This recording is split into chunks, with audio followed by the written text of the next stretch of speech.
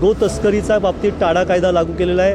दुसरा म्हणजे मशिदीवरचे भोंगे हे कुठल्याही परिस्थितीत हटवले गेले पाहिजेत। धर्मांतर कायदा विरोधी जो कायदा आहे हा कायदा येणाऱ्या विधानसभेत मांडला जाणार आहे। शासनाने आम्हाला जे सहकार्य केलं शासनाला आम्ही मनापासून धन्यवाद देतो।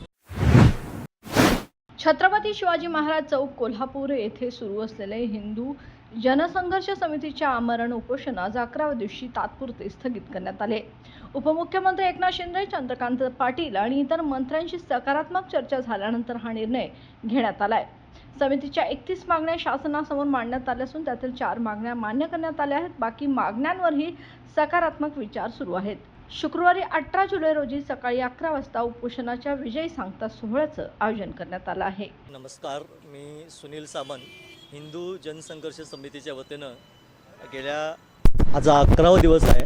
आम्ही तिघंजण, माझ्याबरोबर सहकारी माझे संदीप सासने आहेत, राजेंद्रभाई तोरसकर आहेत। आम्ही तिघंजण आमरण उपोषण, कारण हिंदू सकल समाजाच्या 31 मागण्या आपण सरकारकडे मागितल्या होत्या आणि त्या 31पैकी 4 तत्वता मान्यता मिळालेल्या आहे आणि 27साठी आमचं शिष्टमंडळ हे मुंबईमध्ये गेलं होतं आणि उपमुख्यमंत्री एकनाथजी शिंदे यांची त्यांच्याशी सविस्तर व्यवस्थित बैठक झालेली आहे आणि त्या बैठकीतून सकारात्मक अनेक मागण्यांची मान्यता झाल्या कारणानं हे आंदोलन आपण जे आमरण उपोषणाचं आंदोलन आहे हे छत्रपती शिवाजी महाराज चौकात आज आपण तात्पुरतं स्थगित करणार आहोत।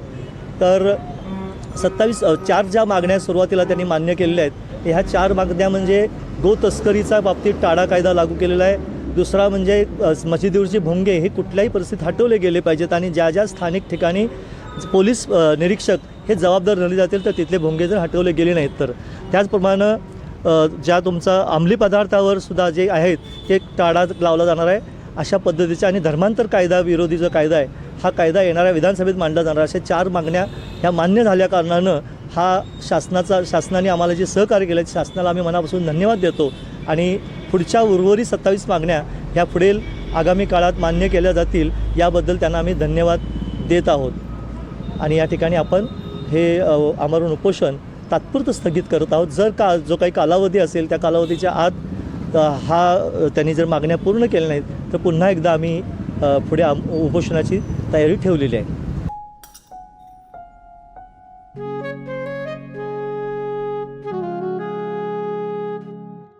बाबा, आज येताना बासुंदी घेऊन या ना। अगं, कालच आपण आईचा वाढदिवस होता म्हणून आणली होती ना। ऐकलं, गोकुळची बासुंदी पुन्हा खावीशी वाटतेय। खरं सांगू, मलाही खावीशी वाटतेय।